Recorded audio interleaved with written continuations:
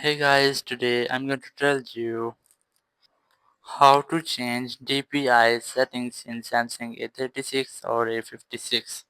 If you are using A36 or A56 and now you want to change your DPI settings, so let's see how you can do this. You just have to open your settings.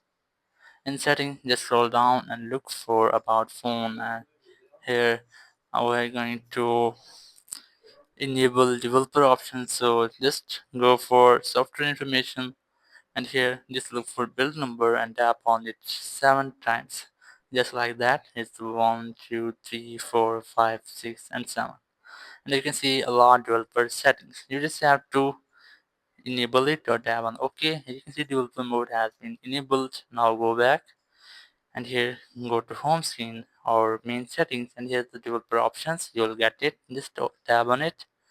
Here just go for search and search for minimum width, and here you'll get the minimum width. You must have to tap on it, and here the setting will be appeared just like that. Just tap on it, and here you can easily change your phone's DPI just like that.